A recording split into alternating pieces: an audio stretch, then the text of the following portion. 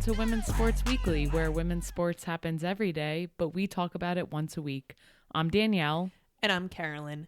Women's Sports Weekly is a podcast where we discuss the latest news, explore interesting stories, and share our love for women's sports. Follow us on Instagram at Women's Sports Weekly Pod. You can follow us and rate us on Spotify and Apple Podcasts. That would be so helpful to us. And we now have a TikTok, so please follow us there. You can also subscribe on YouTube. There are so many places to find us, and there are so many ways to share the love. This is your last reminder to sign up for the Women's Sports Weekly March Madness bracket. Should we announce the prize, Danielle? Yes, let's do it. If you win the bracket, you will receive your choice of women's sports apparel. You can choose gear from the school that allowed you to win the bracket. You can choose an Everyone Watches Women's Sports tee. If there is new NWSL gear that you're trying to have, it is yours. You can support the new hockey league. Any hat, t-shirt, gear of your choice, you can choose and we will send it over to you.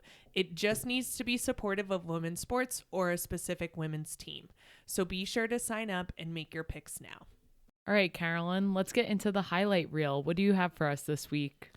I want to talk about softball this week, and specifically a game that happened last Tuesday. It was Texas versus LSU. As of today, and I really don't want to jinx LSU, we're recording on a Sunday. LSU is still the only undefeated team in the country. So they beat Texas 7-4 and advanced to 23-0. As of today, they're 24-0. They played at 11 a.m. Eastern time on a Tuesday morning at LSU. It was packed. There were people everywhere, all ages. They had a bunch of elementary schools there. And then there were just so many people there at 11 a.m. on a Tuesday morning. I was amazed. That's amazing. It was really cool. LSU pitcher Sydney Berzon pitched a complete game. She allowed 4 runs. And when she allowed the 4 runs, I was actually on the phone with my sister and we were like, they got to take her out. It's 4 runs. Texas is going to come back. The faith that they had in her, they kept her in. She worked out of it and pitched a complete game. It was a job well done by her. Wow. And I guess the coach, it shows that the coach had confidence in her to finish out the game, because you might have been looking at it and saying, why isn't she coming out? And the coach kept her in and she came out on top. So that's awesome. And I feel like this podcast is going to be a really good record of all the times that I am wrong about things. And this is going to prove to be one of those times. And as we get into March Madness, I'm sure when I make my picks and make these sweeping assumptions and predictions that I will be wrong a lot more. But like you said, a lot of faith in their pitcher. Pitched a complete game, which doesn't happen much in softball anymore. They're usually going through a rotation of multiple pitchers. We'll see. I've talked about LSU a couple of times now, and they just look really good. I'm wondering why they're not ranked number 1. They're the only team without undefeated. So we'll see after this weekend. What do you have for us this week? I want to talk about the NWSL finally kicking off on Friday, March 15th. Gotham FC, which is the New Jersey, New York team, played the San Diego Wave for the Challenge Cup. I have a question, though, because when I did the looking forward last week, I talked about March 16th being the official kickoff of the season. Can you explain this? So the Challenge Cup is a single preseason match between the current NWSL Shield holder, the team with the best record from last year, and they play the current NWSL champions. So each year, to kick off the season, teams play the Challenge Cup. This game does not go towards their official record. So this game really means nothing in the sense of record, but is really interesting because it's last year's best record holder and last year's champion. And I think it's cool that they do this to kick off the season. In my opinion, not that my opinion really matters, I think that it should go towards their record. It's a game played. These women are going out there. You could get hurt during this game. Why isn't it counting towards their record? I don't really understand that. But nonetheless, it was exciting to see them get kicked off. It was a 0-0 match until the 88th minute of the game. It was wild. 2 really, really good teams. 2 teams filled with national team players. Yep. I know we were watching and we were definitely thinking it was going to go over into penalty kicks because this game wouldn't have done extra time. It would have went right into penalty kicks. So you and I were both gearing up for the penalty kicks.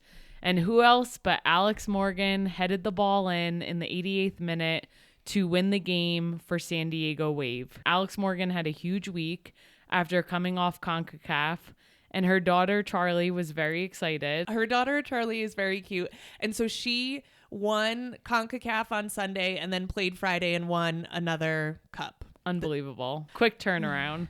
I also just loved when Alex Morgan was talking about how many drinks they could fit in the cup. Last year, she counted the number of margaritas that fit into it, and this year it was Michelob Ultra, and she said she counted herself. I don't remember the exact number. I think it was over 17. Yeah, a lot of drinks apparently fit in that cup, so it could be used for multiple things. Yes. What would you put in the cup?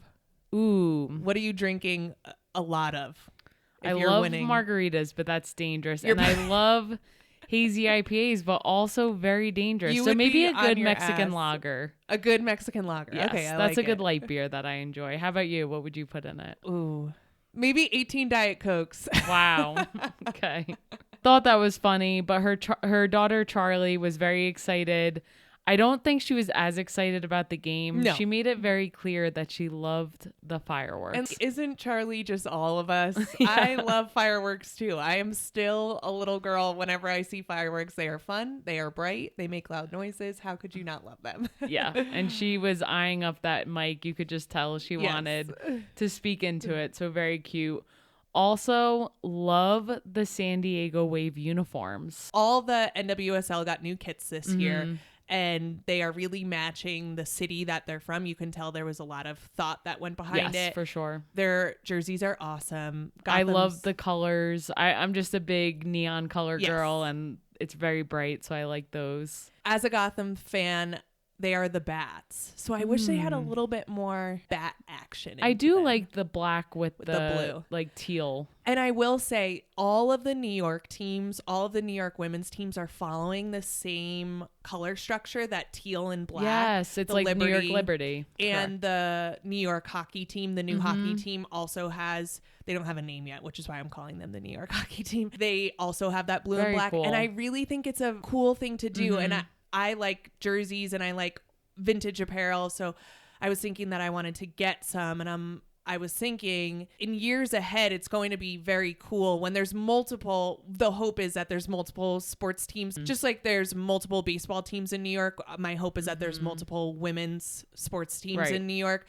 but to have the blue and teal already in my head, I'm like, I should go get a blue and teal Liberty jersey, a New York hockey jersey, and this Gotham jersey, because 50 years from now, it's going to be the blue and teal is going to be the cool retro stuff. I love that. We should definitely do that. For our deep dive today, what are we talking about? So as everyone knows, because we've been talking about it for the past couple of weeks, it is March, and that means March Madness. Thought it would be a great idea to go into the history of the NCAA women's tournament and March Madness. I love a history lesson, and I love a sports history lesson, so let's get into it.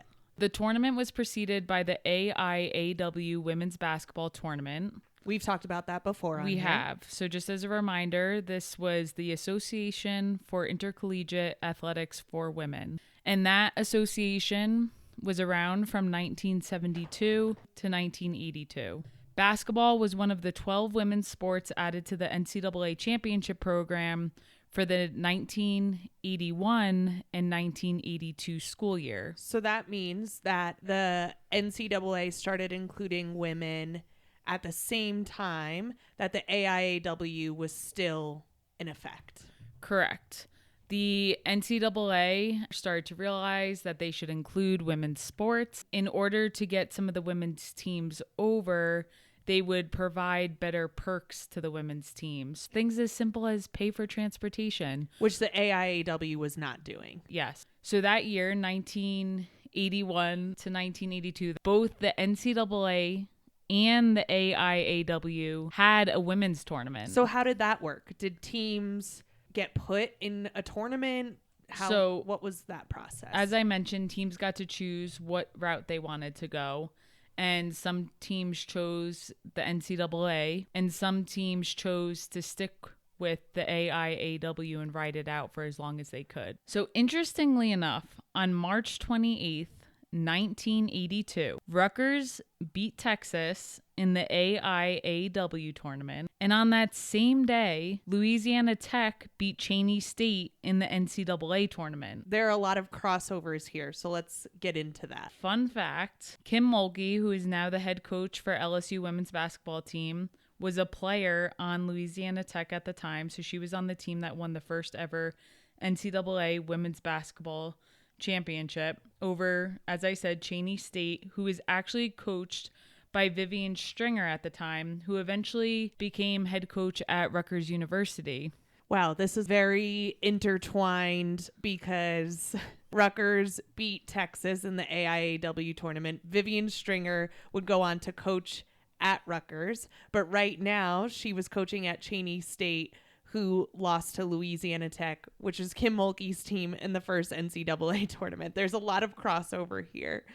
The other thing that I want to point out is that Cheney State is an HBCU. HBCU means historically black college or university, and they are the only HBCU still to have reached a Final Four, and they reached the championship here. Dawn Staley, actually, this season, she always has great outfits. She wore a Cheney State jersey for one of the games, which I thought was really cool. I remember that outfit and remember talking about it. And she brought awareness to the school because I bet a lot of people didn't know Cheney State. And Cheney State is the first HBCU in the nation. Did you know that? That's amazing. And for the first HBCU to make it to the championship, that's really cool. After this conference tournament, the AIAW shortly after folds, correct? Yes. So as I had mentioned, the NCAA was providing perks. I think some members of the AIAW knew it was coming and wanted to ride it out one more year. But after that season, the NCAA took over.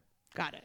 Starting in 1982, the NCAA championship only consisted of 32 teams. In the women's. And now we're up to 68 teams, and we'll get into that a little more. But 32 teams to start. After a few years, it built up to 40 teams. Then after a few more years, 48 teams. Then from 1994 to 2021, 64 teams competed in each tournament. Then from 2022, the tournament finally would involve 68 teams and now follows the same format and selection process as the men's NCAA tournament. And just to give a little more background on what that process looks like, you have 32 teams who get automatic bids. You get an automatic bid if you win your conference tournament championship. There are 36 at-large bids, which is extended by the NCAA selection committee, which are then placed into regional divisions and seeded from 1 to 16. So when we go through our bracket, that's what you're going to see.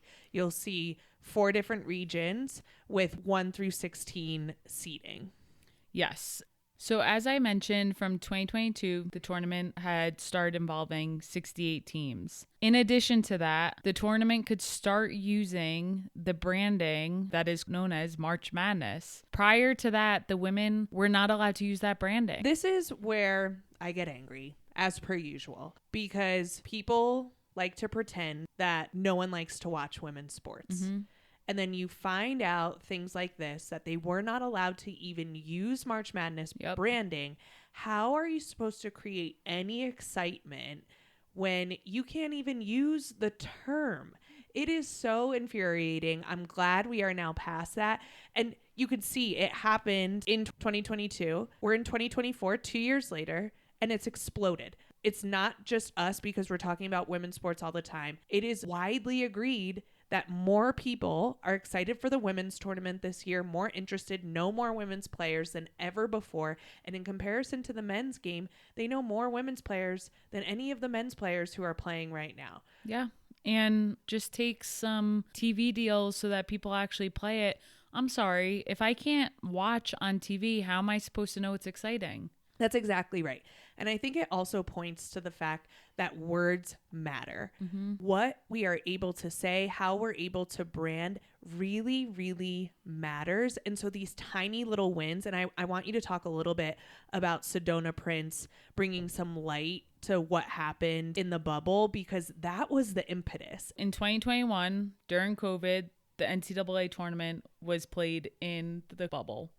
So men's and women's were in their separate bubbles and they played the tournaments there. Sedona Prince posted a video of the weight room that was given to the women during the tournament. Everyone had seen men posting, of course. The players are excited. The men had these great weight rooms. They were in great conditions, all these things. And basically what Sedona Prince posted, it was a few free weights. In comparison, it was just ridiculous. And also there were videos going around about the food they were eating or the welcome packages they weren't getting in comparison to the men. All of that viral TikTok led to a gender equity review By the NCAA. Right. Which then eventually created the chance for them to form this 68 team format. And if you don't know Sedona Prince, she's on TCU women's basketball team now. She was playing for Oregon at the time. And she just used her platform and started posting online, really clearly showed the difference between the men and women's. I mean, the women's weight room had hand weights. It was really bad. And the overall bubble versus the men's, the whole thing was just bad. It's amazing what social media could do, because you take this, I don't know, in 1985, no one knew anything. The women's weren't getting any attention. Yeah. And so many things have to go right? Because not only does it need to be shown and broadcasted, but people also need to be ready to have the conversation of why is there such a big disparity? Because maybe in 1985, the conversation would be like, well, women shouldn't be lifting weights, so that's why their weight room looks like that. So we had to make progress in a lot of different areas in order for this to hit at the right time. For sure. So I want to talk a little bit about how the selection process works. And I know your nerdy self looked a lot into this, so would love to hear what you found out. As you mentioned, 32 teams get automatic bids from winning the conference tournament. Then there are 36 teams that are awarded at-large bids to make 68 teams total. There is a selection committee that makes this decision. And if you're like me and you hear selection committee, your ears kind of perk up, because you want to know who's on that selection committee. So I'm going to tell you. The 12 members of the selection committee are athletic directors and conference commissioners. Right now, the selection committee is made up of someone from Duke, someone from Iowa, someone from Northwestern, the athletic director at Milwaukee, the athletic director at Northwestern State, someone from Tennessee Martin, not Tennessee, Martin, someone from Oregon, Kansas, New Mexico, Kansas State, and Villanova. Very interesting. When I saw Iowa, I was like, how is that even fair? But what I did learn is that committee members must leave the room when their own school is being discussed. That makes sense. Or in the case that they're covering a whole conference, the conference is being discussed. And then they would only be invited in to answer factual questions regarding the team. They might be like, what is the injury status of this player? And then they would have to answer factually. They couldn't do anything to persuade. So they do try to make it so that it is pretty even. Athletic directors can also be present when other schools from their conference are discussed, but can only speak if they're asked to speak. So they do that to really try to minimize any bias that may occur. The New Jersey in me is wondering what kind of backhand deals are happening behind closed doors. Is someone from Tennessee calling up their friend in Arkansas because they're in the same conference and saying, hey, we really deserve an at-large bid? You know, I like to think that doesn't happen, but I guess it's very possible. So the selection committee decides on the 36 teams who are awarded an at-large bid. So really anyone who's in the top 25 most of the time gets an at-large bid. Once they have the 68 teams total, that is when they start getting into seeding. I just can't imagine how much time this takes. So they have to talk about who they're putting in at large. They know they have their 32 teams who are getting automatic bids, but then they have to decide on the 36 teams who are awarded an at-large bid. That must take hours. Yep, for sure. Then they get that done, and now they have to rank every single team from 1 to 68. They don't get to put them in groups. They have to rank each individual 1 to 68. Yeah, I think that makes sense, though, to do it that way, just to make sure it's fair and it's a true depiction of the rankings. So they do that in order to even out the regions. So if you can visualize on a piece of paper the numbers 1, 2, 3, and 4 going across, and then on the next line 5, 6, 7, 8, and on the next line 9, 10, 11, 12, and so on all the way to 68, you will have 16 rows. Mm-hmm.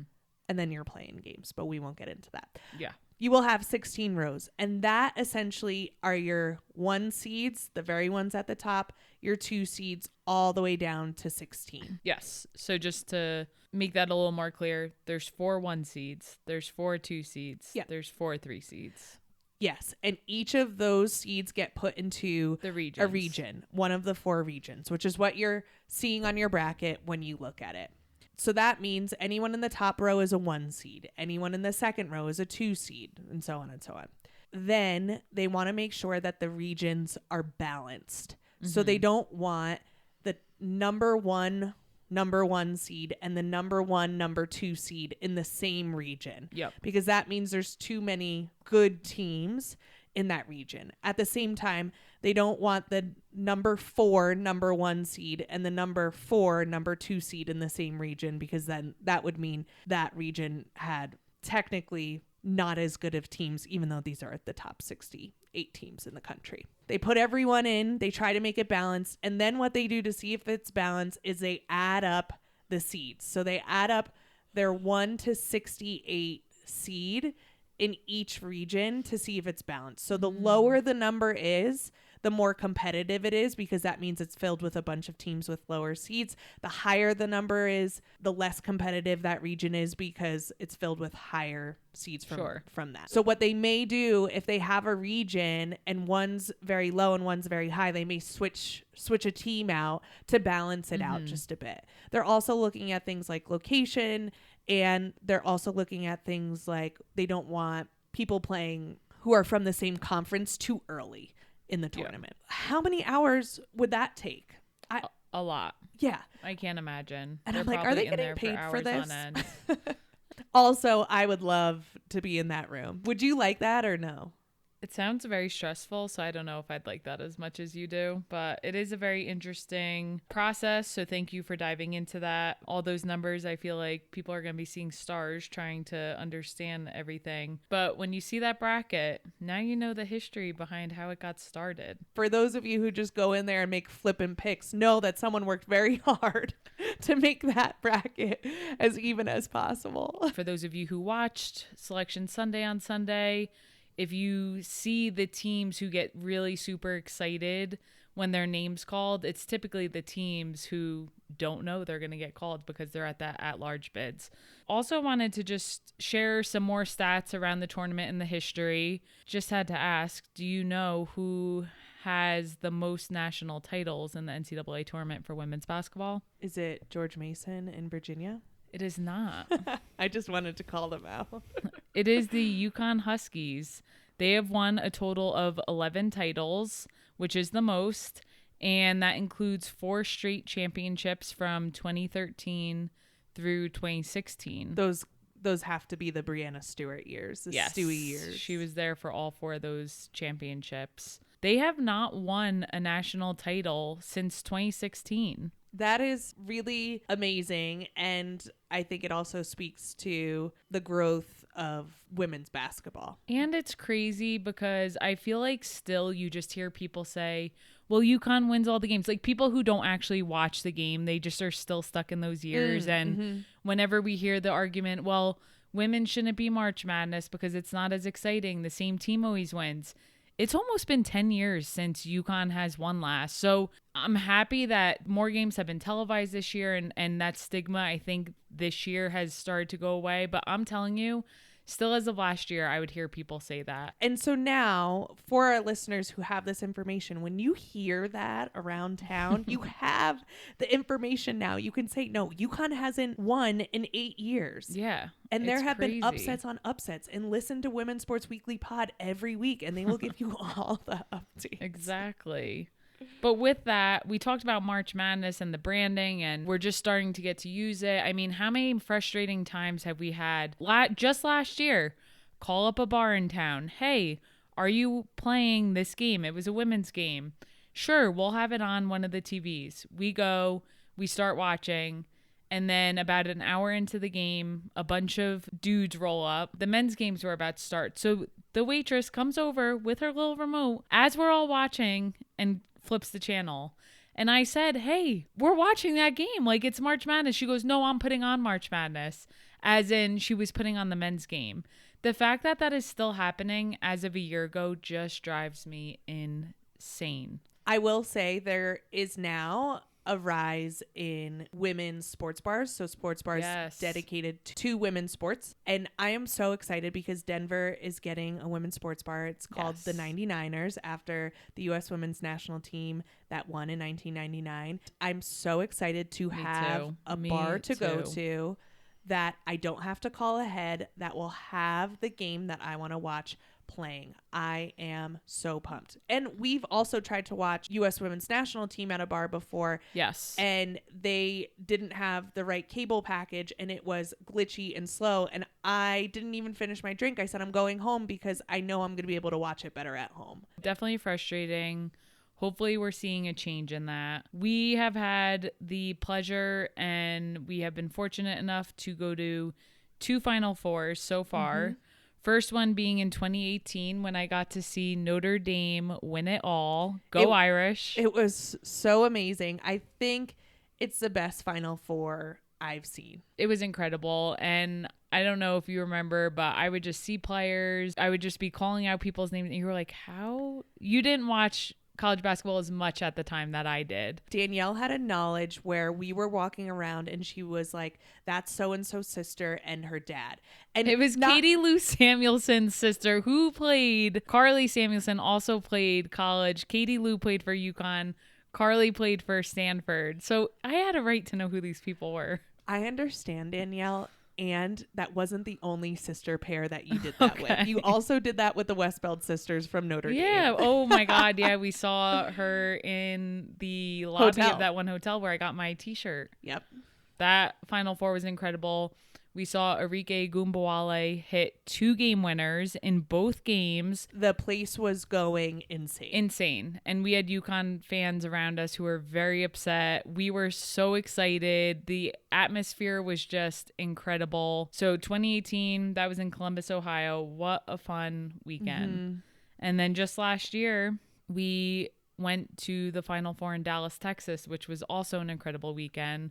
Went with my sisters, Amanda and Carly. Yeah, we got to see South Carolina play. We got to see Iowa play, LSU, Virginia Tech. Such a fun tournament. In each of the Final Fours that we've gone to, I have not been thrilled about the cities.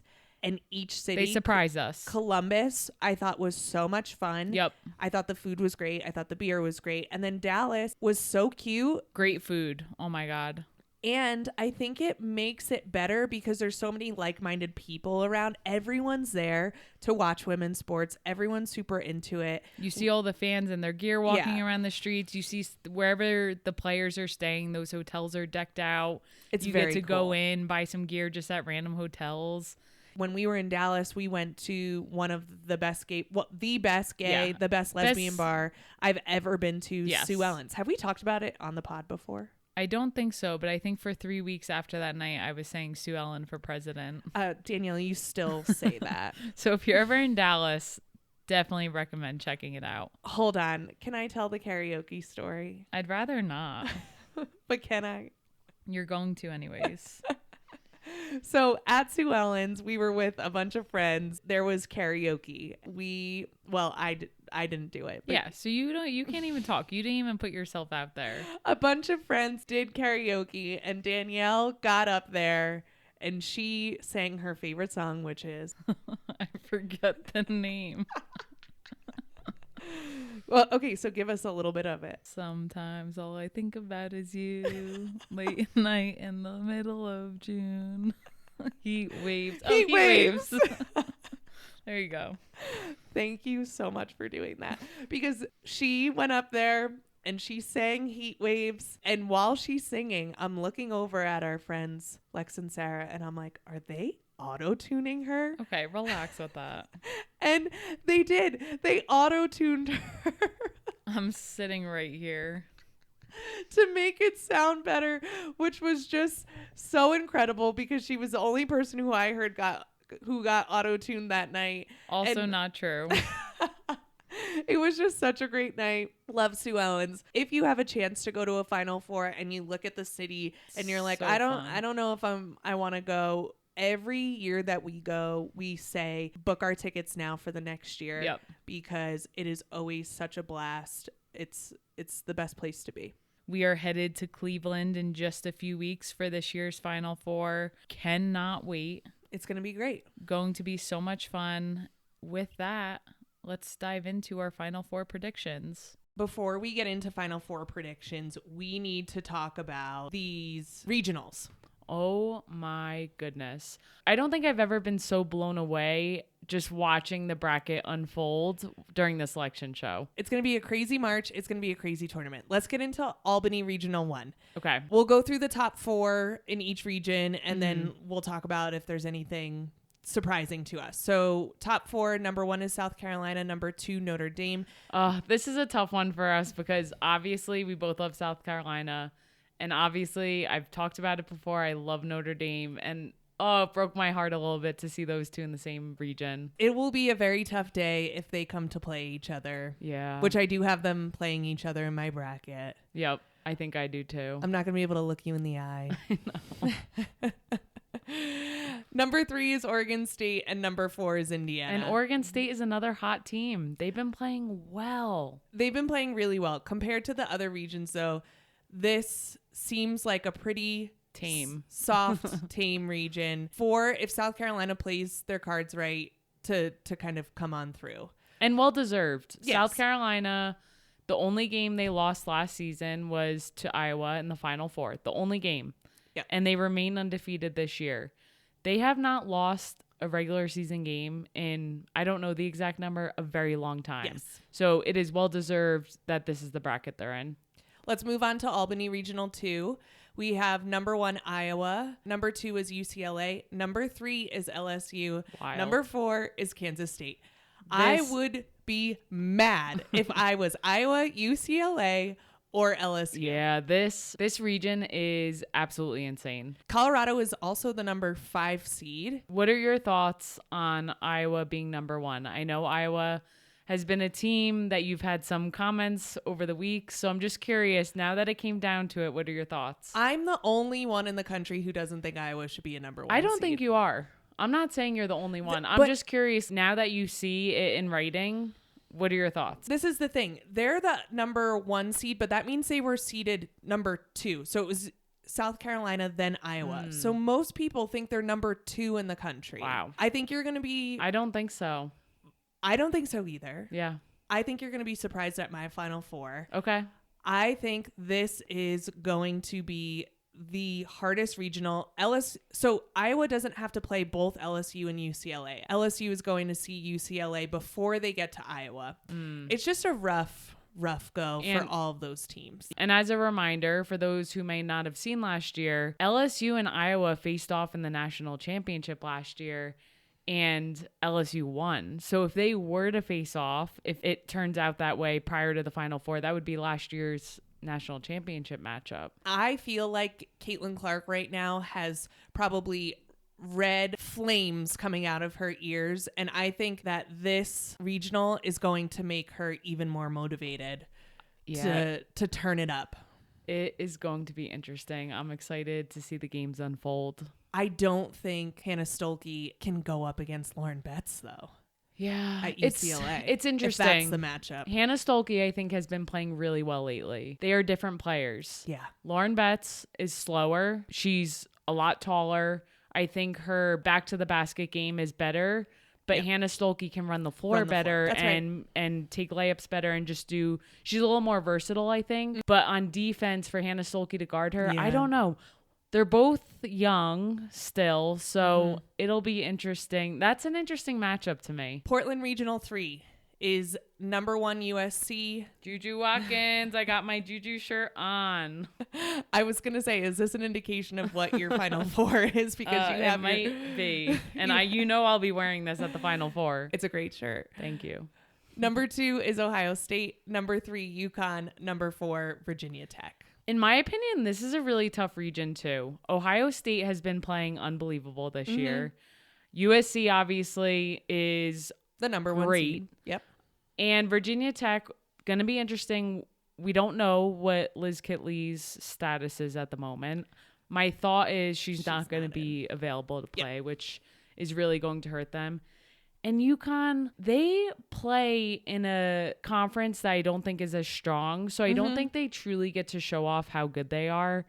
Paige Beckers, Aaliyah Edwards, Nika Mule, they have great players on that team. So it is really going to be interesting to see them stack up against some of these other teams in that region. Every time they show up to the tournament, they have a good run. And they have some really good freshmen on their team as well. So definitely going to be a good region to watch. And then Portland Regional 4, we have number 1 Texas, number 2 Stanford, number 3 NC State, and number 4 Gonzaga. Wow. Another tough region. I thought Stanford was going to get the number 1. I had a feeling Texas was going to. I think they've been highly ranked all year. I think Stanford's been up and down. So I think Texas earned that right, just being more consistent. Vic Schaefer, the head coach of Texas, when he was the coach at Mississippi State, he brought them to the Final Four. He then takes over Texas. Now they're a number 1 seed. It is amazing what he does with programs at different schools. And maybe people don't follow him as much because he's bouncing around, but he really does amazing work with those women. He is a Final Four ticket. You hire him as a coach and he's a Final Four ticket. Yeah, he must be a really good recruiter. And obviously he does something right with the women on the team because they respond well to his coaching wherever he goes. So curious to see where they go. What are your thoughts on NC State? Before I get to that, I think this region has the most amount of sleeper teams. I think number 5 Utah could put a We've run seen Utah in live. this. They are good. And if Alyssa Peely decides she wants to go off, it's game over for others. NC State, when we're thinking about who's getting hot and who's slowing down, I think NC State is unfortunately one of those teams who's not getting as hot as they need to be. I know. They started off so hot in the beginning of the year, and I feel like recently they've been struggling a bit. The committee members were speaking on Selection Sunday. They kept saying, we wanted to see what people were doing recently. And that is why a team like Columbia got into the NCAA tournament, because they were getting hot at the right time. So I really think the selection committee was looking at who's hot right now, who's playing well, and giving them the benefit of the doubt with a higher seed. Okay, let's go into Final Four predictions. Curious to see what you have. I will probably change this 15 more times. You're going to drive yourself crazy. I am. I literally just went in and was click, click, click, click, click, click, okay, and then, just went for it. Then tell us your gut who it's going to be. Okay. I got South Carolina, go Cox. I got Stanford, UCLA, and USC. Go Juju Watkins. As I said, I'm wearing the shirt. I have to say, I always like to think, what is the toughest conference? Last year, my answer was the SEC. Yep. I look at my Final Four predictions, and you cannot argue that the Pac-12 is unreal this year. It's true. We always complain about this because they're never aired on national television. We talked about this early on. It is stacked. So that's my Final Four. I am sticking with it. No turning back. Who do you have winning it all? Go Cox. Oh, we'd love to hear it. I didn't know the answer to that question. So I have USC, both USCs, both South Carolina and Southern California in the national championship. I would love for that matchup purely so we could decide who the better USC was. I know. You love to say that. Who are your picks? Okay, I'm going South Carolina, USC, Stanford, Iowa. Wait, what? I know. I might change it again. Did you stutter? I know. I know. What was that last team? So I think that LSU and UCLA are going to go head to head. And I think LSU is going to win. And this is the SEC person in me. I think LSU has too much crap going on behind the scenes. That's just my thought. I don't think they're going that far. But then I think Iowa will not allow themselves to lose to LSU. I will have to give it to Lisa Bluter, the head coach of Iowa. Last year, they faced off against South Carolina and beat them. They played defense the way they should have that year because South Carolina did not prove themselves early on in the year with outside shooting. Yep. And they played them that way. So she knows a scouting report. Yes, she's a good scouter. So I guess I can't argue with that. And if Caitlin Clark comes out on fire, who can stop her? No one. My Final Four may change. It may change to Texas, UCLA, USC, South Carolina. I tried so hard. I was like, I'm not going to pick 4 number ones to go to the Final Four. Yep, that's also true.